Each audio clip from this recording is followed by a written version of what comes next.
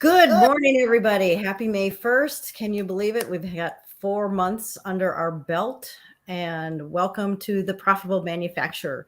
Jason Snider and I are your co-hosts, and we are very excited about today's topic, the power of people fostering a positive culture in manufacturing, and our guests, Paul Hunt and Bruce Maloy of HMP Enterprises.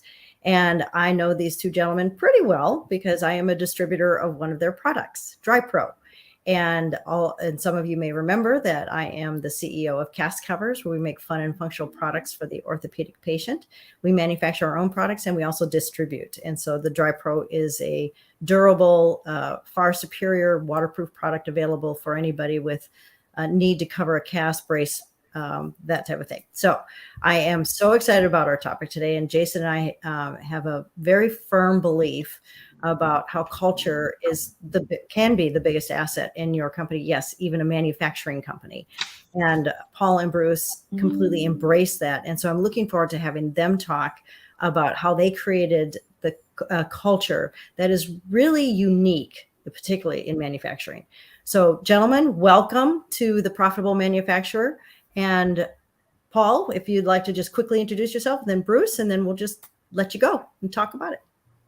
Thanks, Annette. And we too are very thrilled to be included. So my name is Paul Hunt, president of HMP Enterprises. HMP is the parent company for DryPro, Dry Case, and Bunker Up Fishing.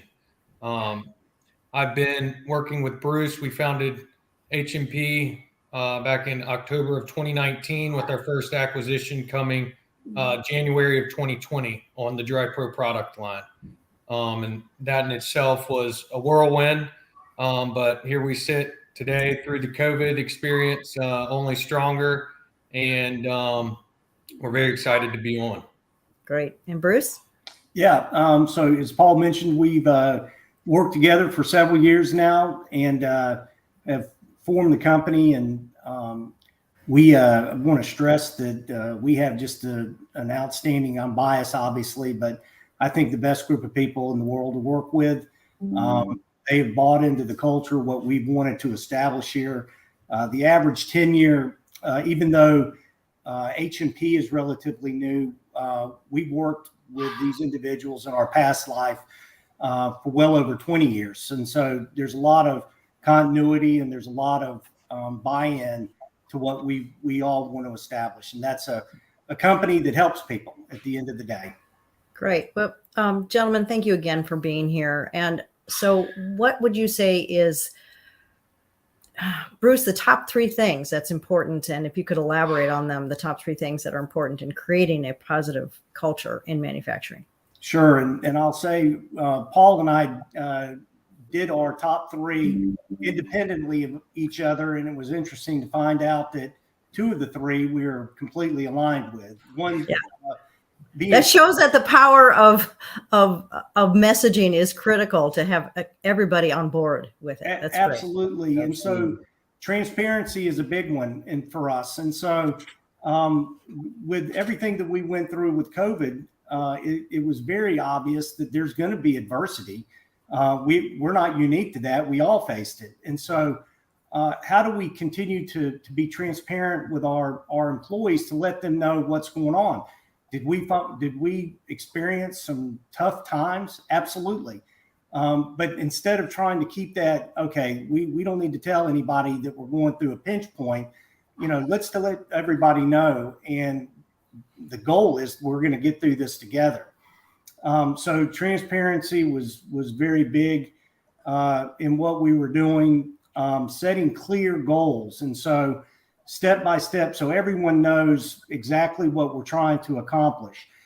Even though we have multiple roles here and we have different priorities in terms of what our day-to-day job is, at the end of the day, how does that cohesiveness and how do you communicate that everybody is rowing in the same direction? And so we set clear objectives, clear goals, so everyone knows what we're trying to do. And then the third one for me is team first mentality, team first concept. our background, Paul and I both have played sports for many, many years, and you can have the best individuals in the world on your team. But if they're not part of the team, if they don't feel part of the team, you're not going to get very far, I don't think. And so we like to ask the question, and we've done this forever, is when we're talking to our team and with a group, we'll say, raise your hand if you've never made a mistake. And nobody raises their hand. And then raise your hand now if you've ever made a mistake. And then ultimately everybody raises their hand. The point being there is that we're all going to make mistakes. We're all going to fail at times. And do we want to be a group that points fingers and sets blame? Or do we want to learn from whatever mistake or whatever issue that came up? And by doing that, you build a culture and you build a trust that people are not going to be afraid to say, hey, I think I messed something up. You want that transparency. You want that openness and that comfortable feeling that people have that can say, yeah, I messed this up. And a lot of times the mistake itself is not the problem. It's trying to cover it up or try and look beyond it and not addressing it. So I think by letting folks know they have a voice, they can say, whatever it is, that helps with whatever, we're trying to accomplish. Paul, or Bruce, excuse me, one of the stories that you shared with me was the tracking, and actually I think you use a different phrase, different word, about the ability to go back and have your team, your employees, see the difference they made in the products that you made. Can you share that story again? Oh, it's probably, Annette, one of the most rewarding things in my career. And we manufactured a particular medical device. It was a vascular access port.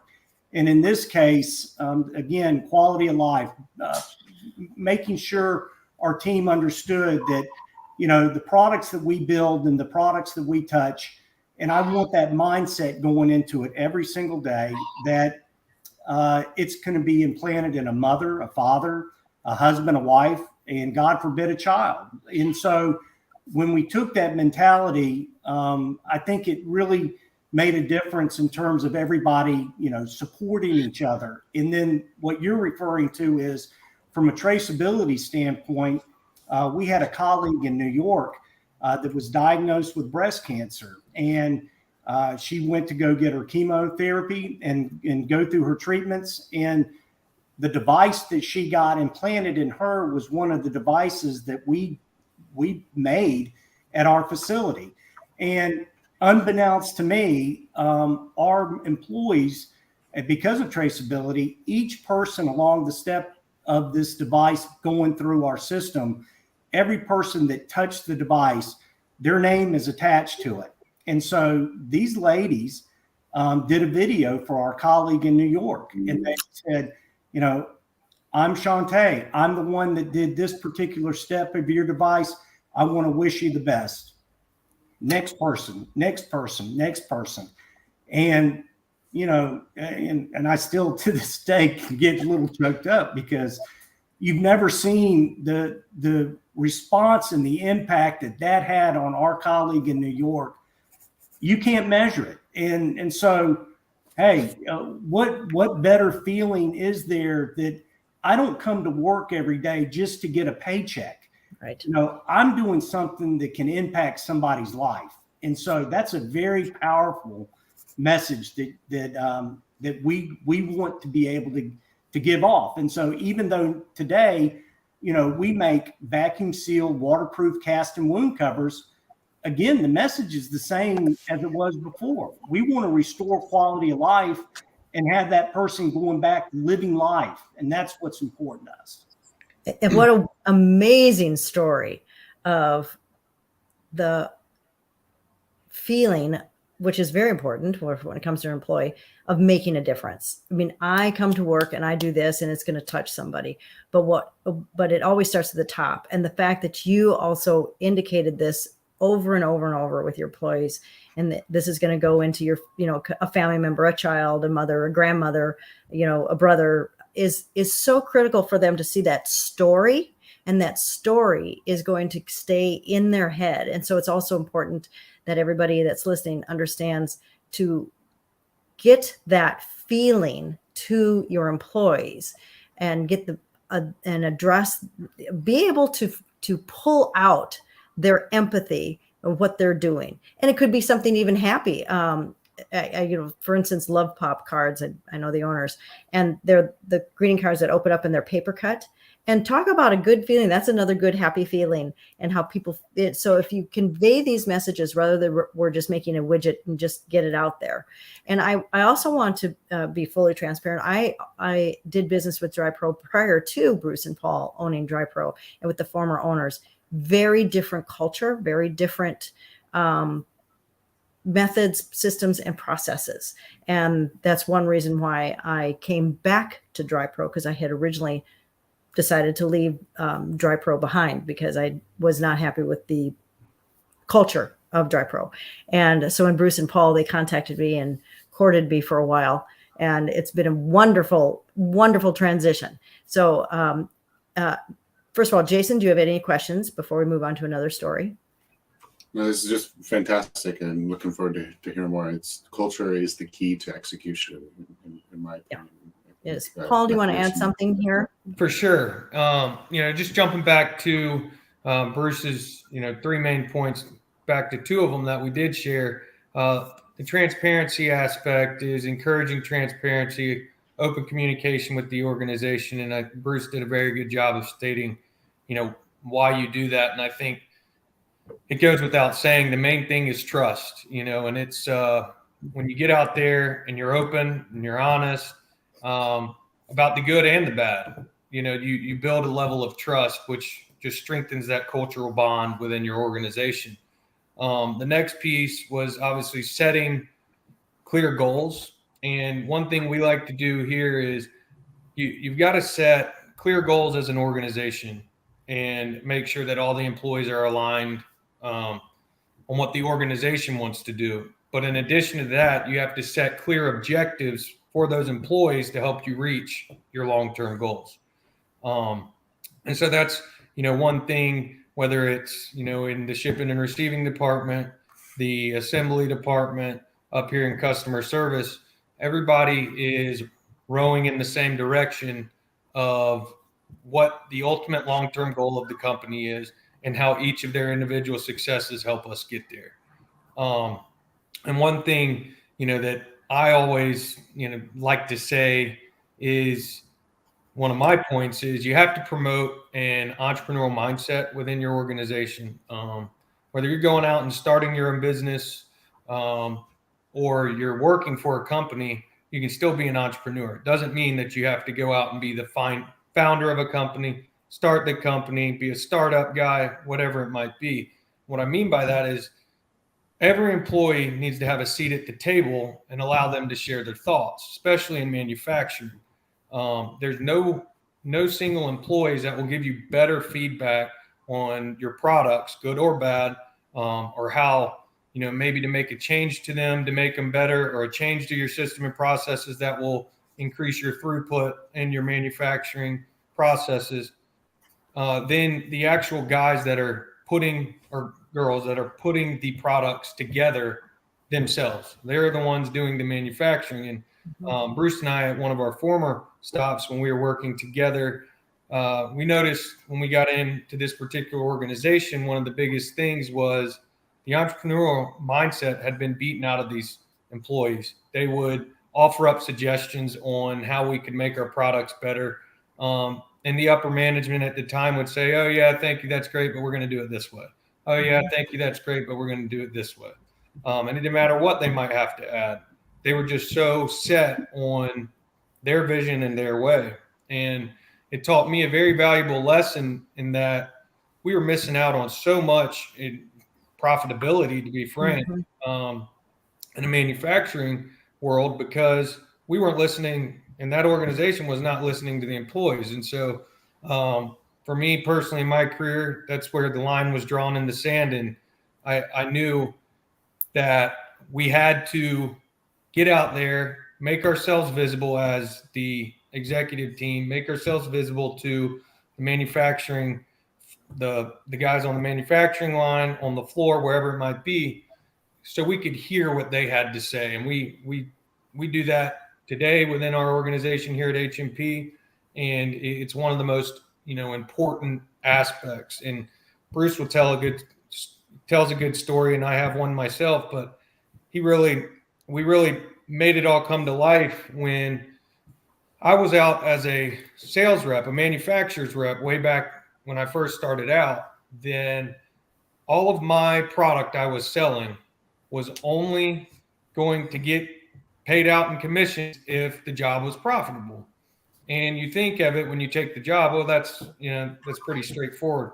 When you get out into the field, and there's the old saying that you're only as good as the greenest or the newest member of your organization. Mm-hmm. And that held true to me in the manufacturing world, because I could go out and sell as many products that we could put out there. And the only thing that mattered really to the organization is that product profitable. And that starts with your greenest person on the manufacturing line. So if that product has to be reworked 3 times during the process, you have to go grab a new additional part, or you have to go get a new backing, or you have to go get, new copper or whatever you might be manufacturing, then, well, that takes costs out of your margin.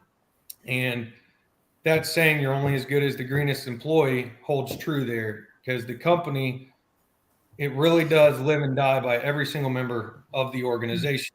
Whether the people on the manufacturing floor understand that, that's up to the executive team to let them know, they do matter, and these are the reasons why. So I think those are 3 of my biggest points when it comes to the culture in manufacturing.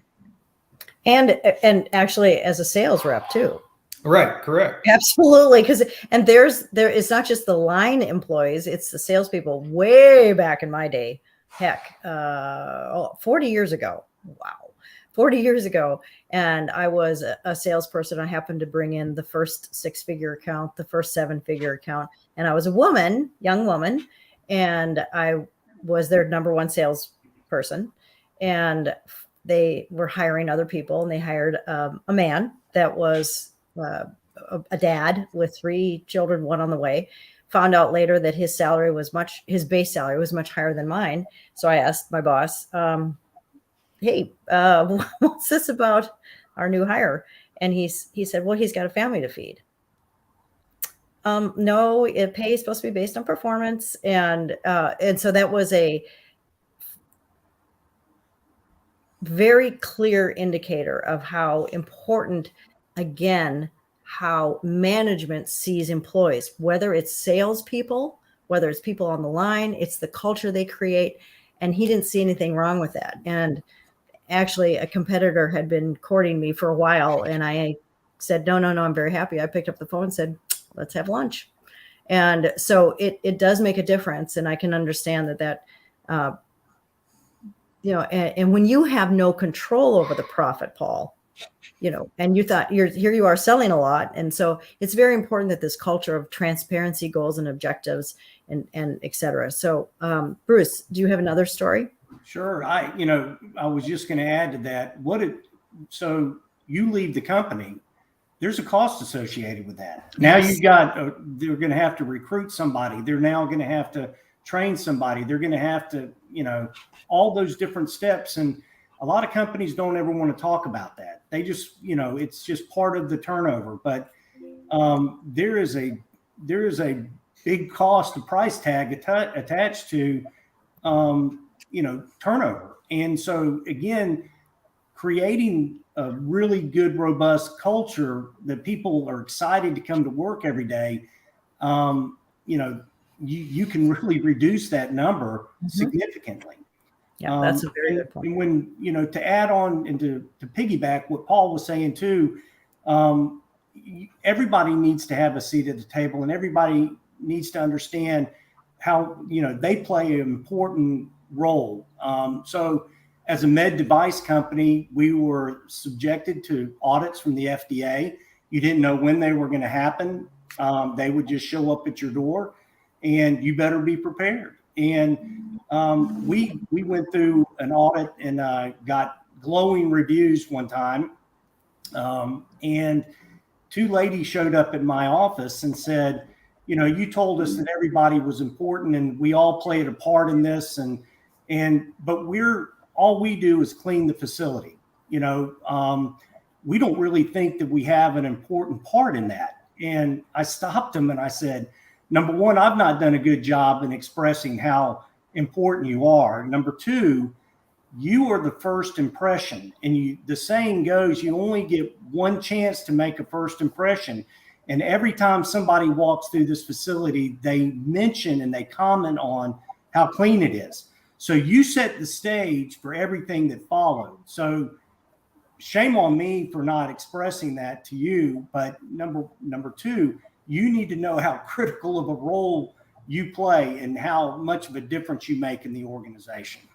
That's another very good example. I wanted to ask you, gentlemen, how important is your hiring process to find the right people? I know obviously you don't have to hire many people because everybody stays with you, which is really a huge advantage. But do you have a hiring process? How do you determine somebody is the right culture fit? Do you look for that first and then skills, or do you look for skills and then culture fit?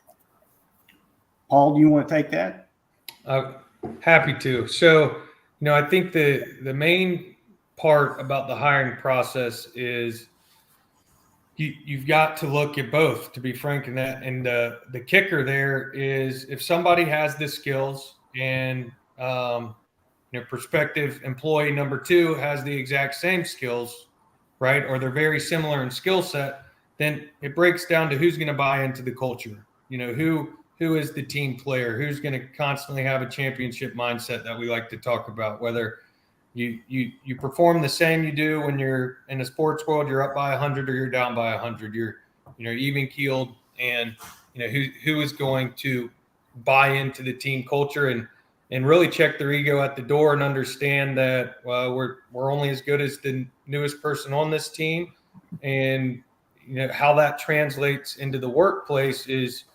It's a night and day difference. And I'll throw my hands up and say there's times where a skill set has been so good where, I bet we can work with them on this area, of our culture that they might not fit.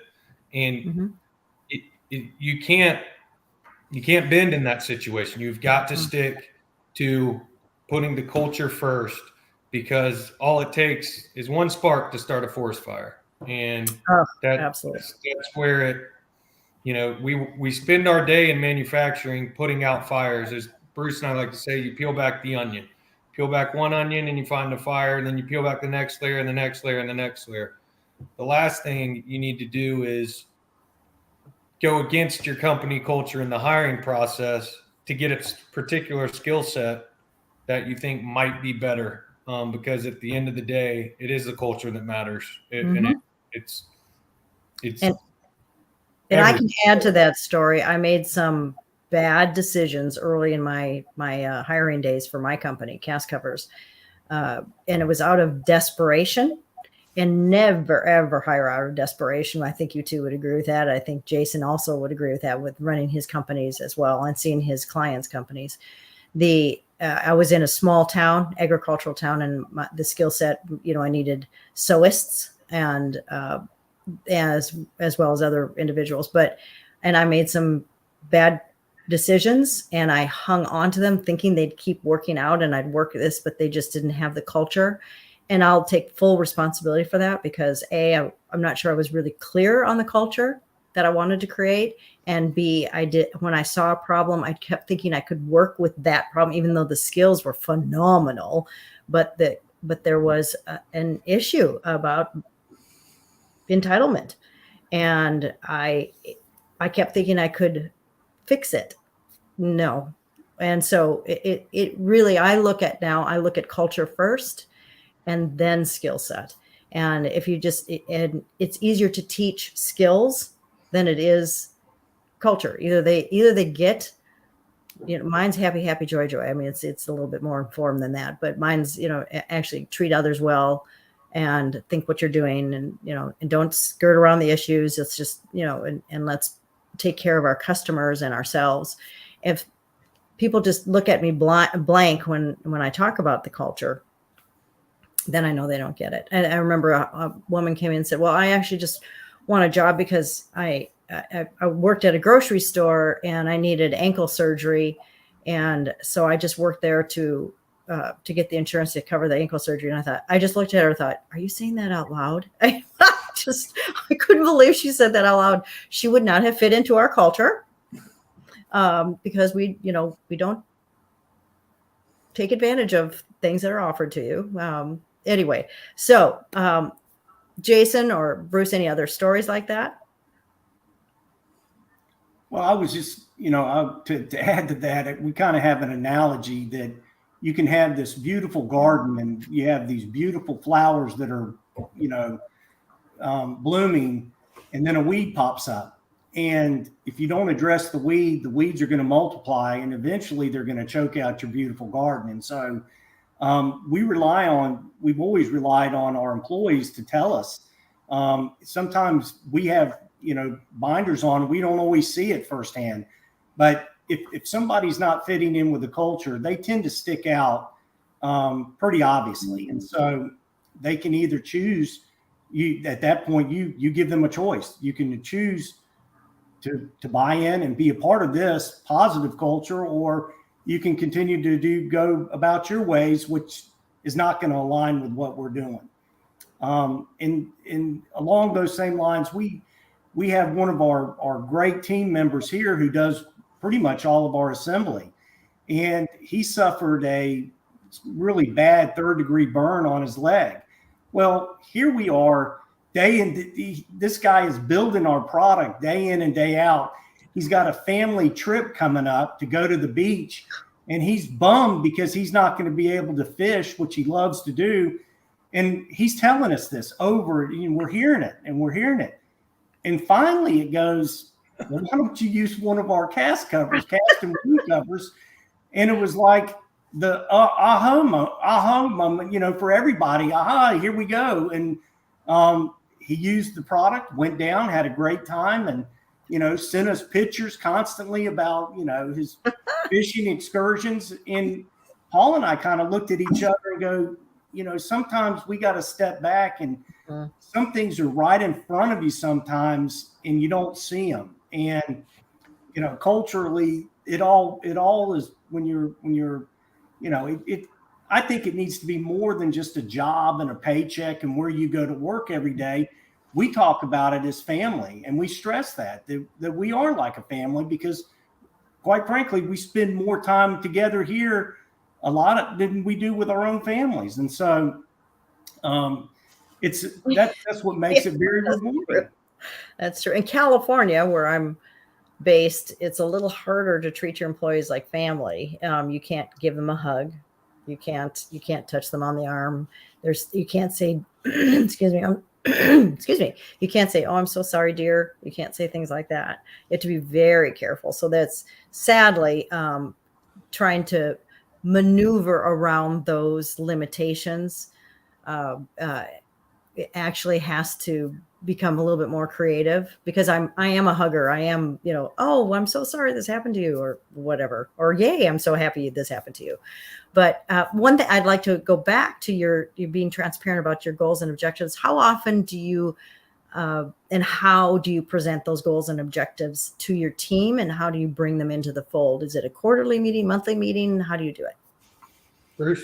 We have a weekly team meeting. And so every Monday morning, so we've already had our meeting this morning, but everybody, we talk about the previous week and what we laid out from an objective standpoint. And then, everybody goes around the room and we talk about, okay, here's what I have on my plate this week.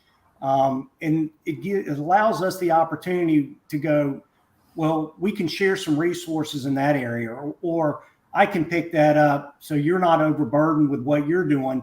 And, we have to align and readjust our priorities consistently, because different things come up. And for example, we had an international customer who was contacting us over the weekend, and they had some very specific questions. Well, one of our teammates here, jumps on the email train over the weekend and starts replying back. And that's just his nature. And sometimes we have to tell him, pull in the reins a little bit. You're going to be okay. Not everything can be, a fire. Not everything can be the top priority. We have to make sure we align those priorities for everybody and adjust them accordingly. Great.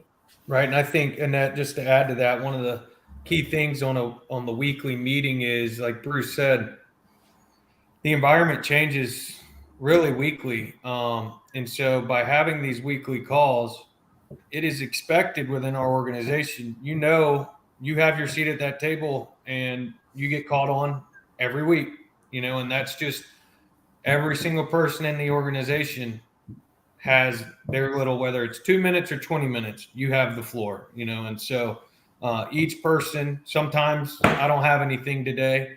And that's a chance where we can prod as managers, well, what about, this topic we're on or that, because sometimes you have to pull it out of some people, and sometimes they'll talk forever, and it's just, a lot of people aren't used to having that seat at the table. And as we've worked with them now, going on three and a half years, everybody has something to say, and for a lengthy time now, because they're comfortable. And I think that's where you build that type of culture. Is quarterly is great for your overall, annual goals that you set out at, January 1, here are our annual goals, and you visit those quarterly to make sure you're staying in line. But the weekly calls are what you keep it simple with, and this is how we're going to get to those quarterly, biannual, and annual goals, is on those weekly calls. So when you get 52 of those in a week or a year, you're really able to stay on top of all of it. And they feel informed.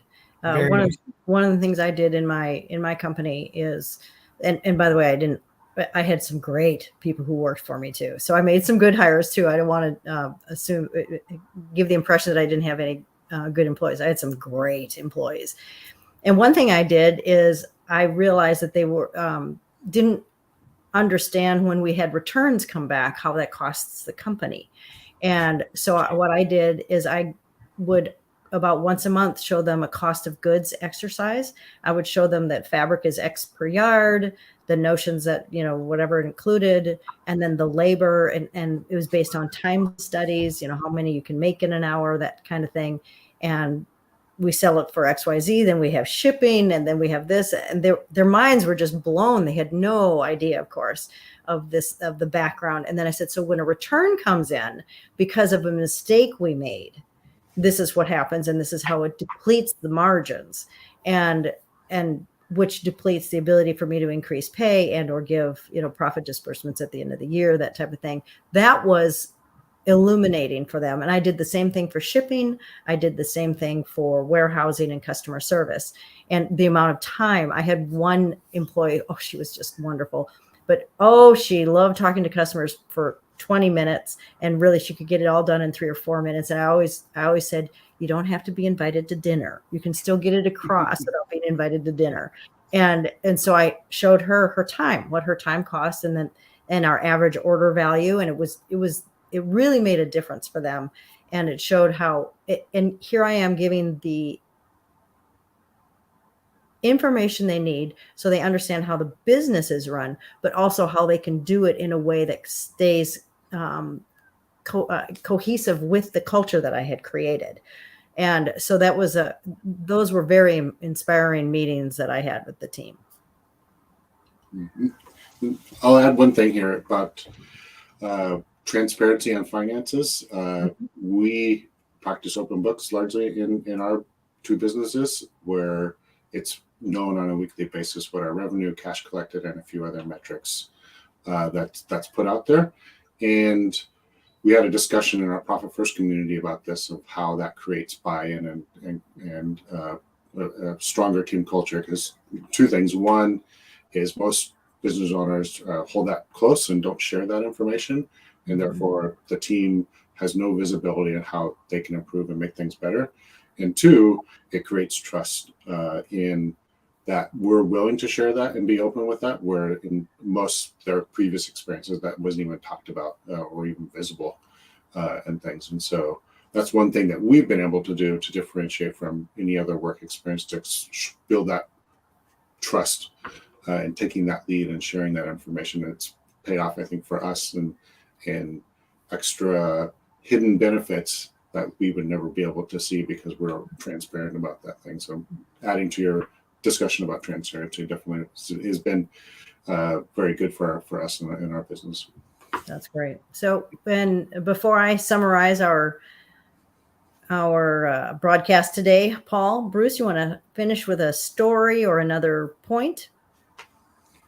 I think just touching one more time on the transparency aspect, and Bruce touched on it early in the call, but all of us that went through the COVID shutdown in the business world, especially as small business owners, you can look at it two ways, and you can determine how you're going to get from point A to point B.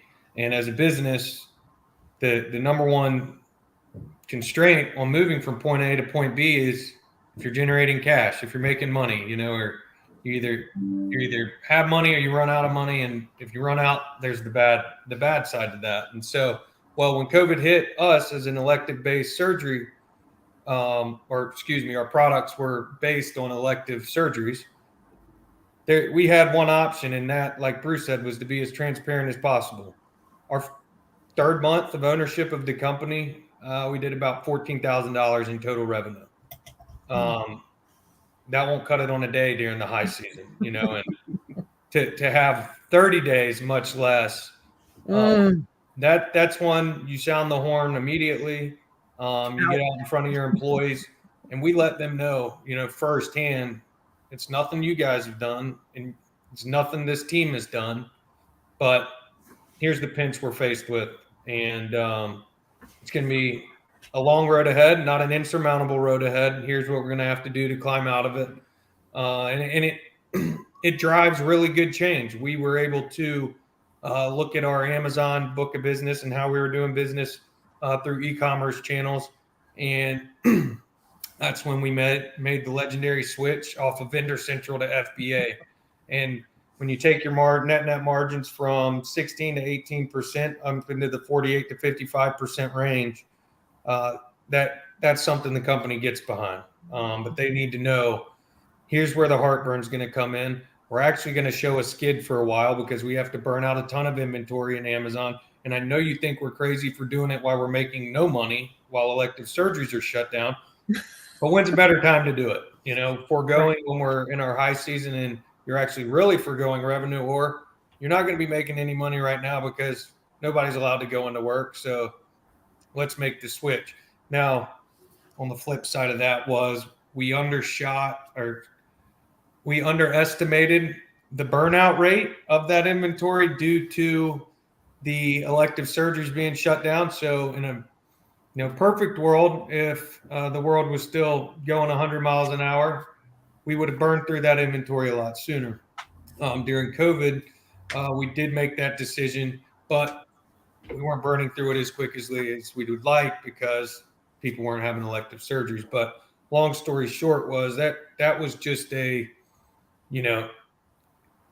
trade school, so to speak, in transparency, because had we not been transparent, everybody would have thought the walls were caving in, and so and the employees know, they understand, and they can see, well, we haven't gotten a shipment from this supplier in a while, and this inventory in this area of the warehouse is still stocked full. Are we making any sales? And so it's you really have to be transparent so the fire alarm doesn't get pulled.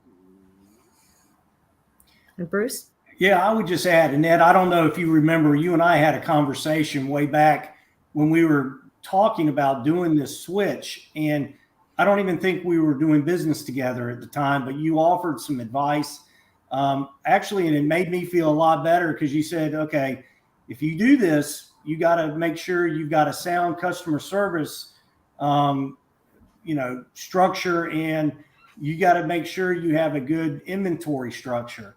And after we had that conversation, Paul and I talked, and I go, I feel a lot better about it because we've got outstanding customer service, and we've got outstanding inventory and shipping employees. And so it really took that out of Amazon's hands and put it in ours. And quite frankly, we can do it better.